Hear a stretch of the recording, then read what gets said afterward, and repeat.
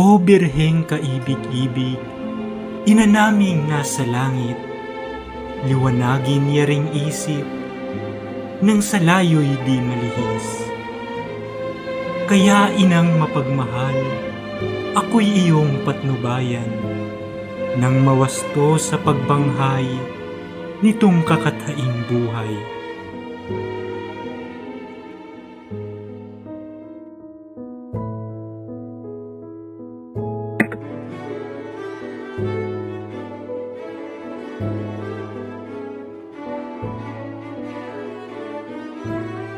Noong mga unang araw, sang-ayon sa kasaysayan, sa Berbanyang kaharian ay may haring hinangaan.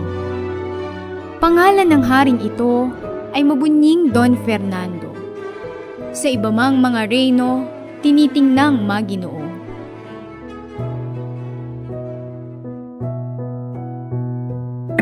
Kabiyak ng puso niya ay si Doña Valeriana. Ganday walang pangalawa, sa bait ay uliran pa. Sila ay may 3 anak, 3 bunga ng pagliyag. Pinatan at magigilas, sa reyno ay siyang lakas. Si Don Pedro ang panganay, may tindig na pagkainam. Gulang nito ay sinundan ni Don Diegong malumanay. Ang pangatlo'y bunso, si Don Juan na ang puso, sutlang kahit na mapugto, ay puso ring may pagsuyo.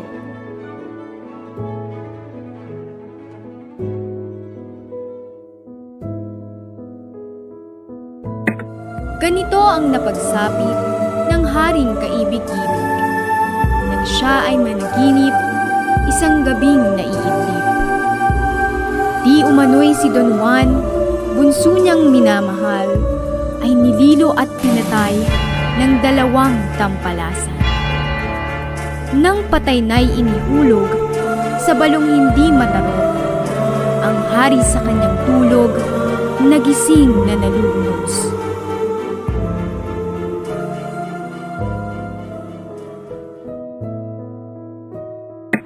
Dahil dito'y nangayayat, naging parang butot balat, naratay na't nababakas ang dating ng huling oras. Sa kalooban ng Diyos, may nakuhang manggagamot. Ito na nga ang nakatalos sa sakit ng haring bantog. May isang ibong maganda, ang pangalan ay Adarna. Pag narinig mong kumanta, sa sakit ay giginhawa. Kaya mahal na monarka, iyan po ang ipakuhat. Gagaling na walang sala, ang sakit mo dinadala.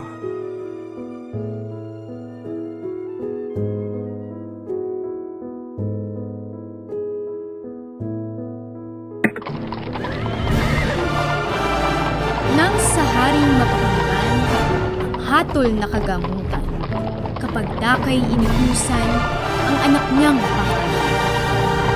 Si Don Pedro'y tumalima sa utos ng haring ama. Iginayak kapag daka, kabayong sasakyan niya.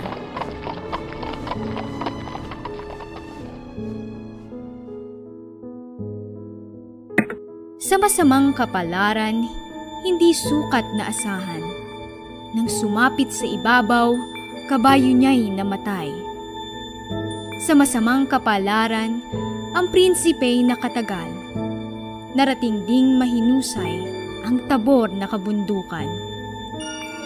May namasdang punong kahoy, mga sangay mayamumong, sa nagtubong narorooy, bukod tangi yaong dahon.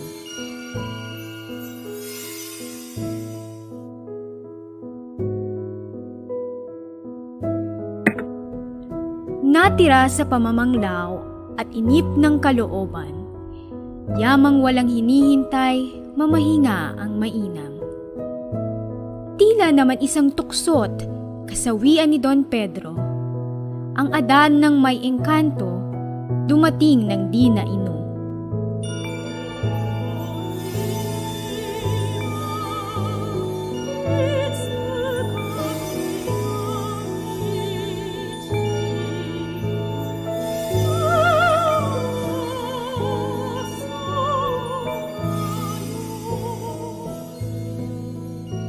Ugali nitong Adarna, matapos ang kanyang kanta, ang siya'y magbawas muna bago matulog sa sanga. Sa masamang kapalaran, si Don Pedro'y napatakan. Biglang naging batong buhay sa punong kinasandalan.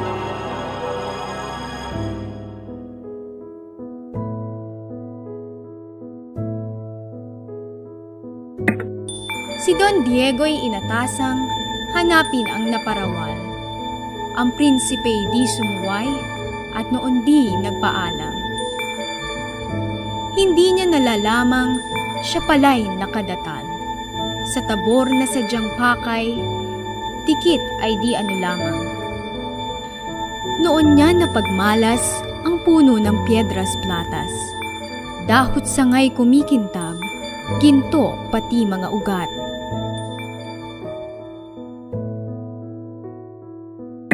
Nang ang gabi lumalim na, kalangitan ay maaya. Si Don Diego'y namahinga, sa batong dooy nakita. Sa upoy di natagalan, ang prinsipeng naghihintay. Ibong Adarna'y dumatal mula sa malayong bayan. Sa lambing ng mga awit, ang prinsipeng nakikinig. Mga matay na papikit, nakalimot sa daigdig. Matapos ang pagkukoplas, ang Adarna ay nagbawas. Si Don Diegong nasa tapat, inabot ng mga patak. Katulad din ni Don Pedro, siya'y biglang naging bato. Magkatabi at animoy, mga puntod na may multo.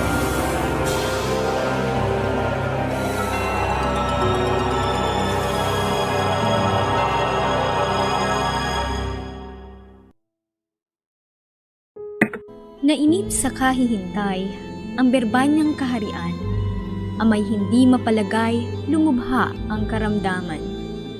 Ama ko'y iyong tulutan, ang bunso mo'y magpaalam. Ako ang hahanap naman ng iyo pong kagamutan. Ang bindisyo'y iginawad ng may luhang nalalaglag. Gayon din ang inanliyag, kalungkutay di masukat.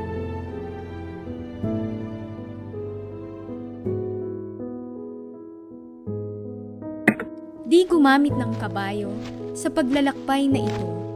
Tumalaga ng totoo sa hirap na matatamo. Dooy kanyang natagpuan, isang matandang sugatan. Sa hirap na tinataglay, lalambot pusong bakal. Sa lalagya'y dinukot na yaong tinapay na dala. Iniabot ng masaya sa matandang nagdurusa. Mulit-muling pasasalamat ang masayang binibigkas at sa nais makabayad sa prinsipe nagpahayag. Kaya ngayon ang bilin ko ay itanim sa puso mo. Mag-ingat kang totoo at nandi ka maging bato.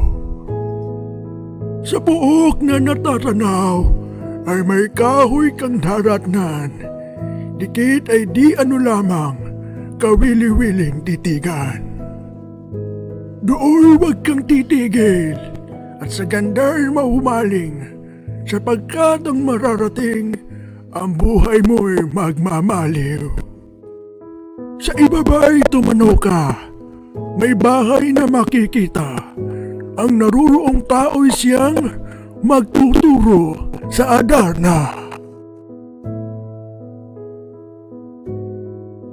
Pumayo na si Don Juan sa dampang kanyang natanaw. Pagtao po ay dinungaw ng ermitanyong may bahay. Inainiyahang pumanhik, maya-maya pa'y nagniit. Ermitanyo ay kay bait, kay Don White may pag-ibig.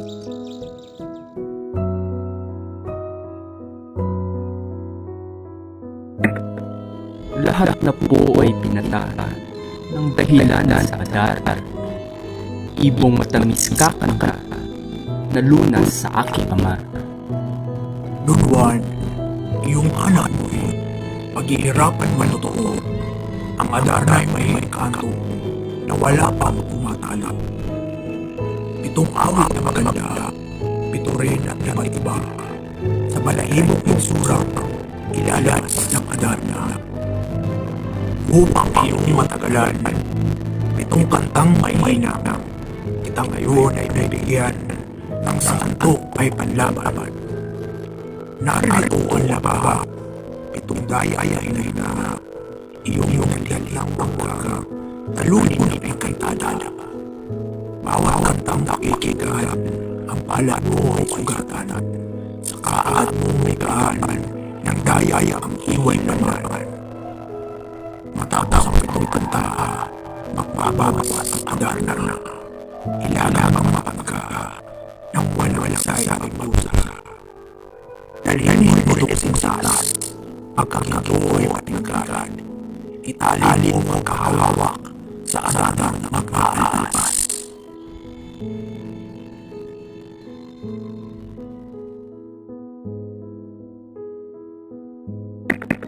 Yumasin si Don Juan sa tabo ng mundo. Aga-amahan, yung ibo ng baka. Ngunit hindi natagalan sa ganitong paghihintay ay pinanatalawan ang Adarna ay pinaratan. Pagpapagay ng husay ng kanyang nabuong katawan, ang pagkagay ay sinimulan, iinit ay pinagigil. Natutunan ng matulog, sintuwangan na lumubo. Ang ay tinukot at ang pala ay pinustos. Damdamang ngising sa balat, pinigaan na ng dalang. Sa hati halos maiyak, tugtugoy bumukal sa sugat. Pitong tay ang nagwakas, nitong ibong sa talala. Piliin ang naging sugat, kinunwang nagpulala. Ang ibon ay nagbawas na, ugali pagtulog niya. Prinsipeng nakakita ay imilag kapag dama.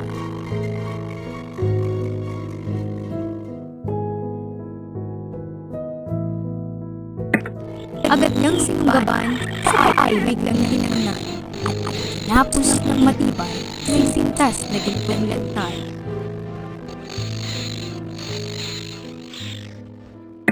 Sa katuwaang tinamo, halos di maganda tuto. Ang Adarna ay tinangko, tinala sa ermitanyo. Sa kaan ng ermitanyo, Iyan pa nga ay kunin mo. Madali ka at sa iyo'y merong iuutos ako. Kunin mo ng tubig iyan.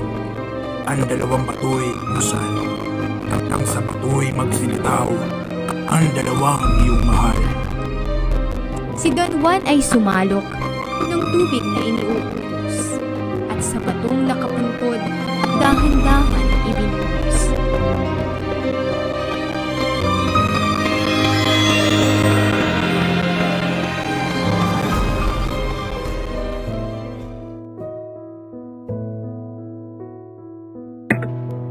Nagsilakad na ang tatlo, katuwa ay nag-ibayo. Ngunit itong si Don Pedro may masama palang tungo. Nagpahuli kay Don Juan, kay Don Diego'y umagapay. Ito'y kanyang binulungan ng balak na kataksilan.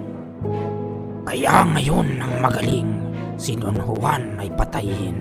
Kung patay na'y iwan natin ang Adarna na may dalhin. Inumog na si Don Juan na di naman lumalaban.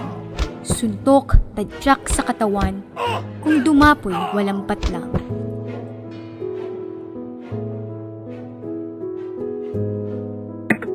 Sa palasyo nang dumating ang magkapatid na Taksin, sa amay agad na nagturing.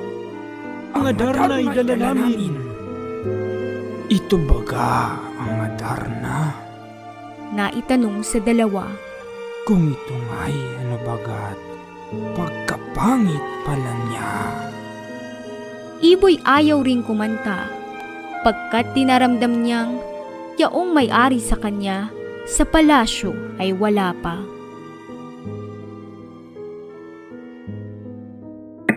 Samantalang sa palasyo, pangyayari ay ganito. Si Don Juan lugong-lugo, gagapang-gapang sa damo. O Birheng Inang Marilag, Gulan ng nasa hirap, kahabagan di man dapat, alipin kapuspalad, di ko maubos isipin, kapatid ko ay nagtaksil, kung sa ibon po ang dahil, kanila na tinaakin.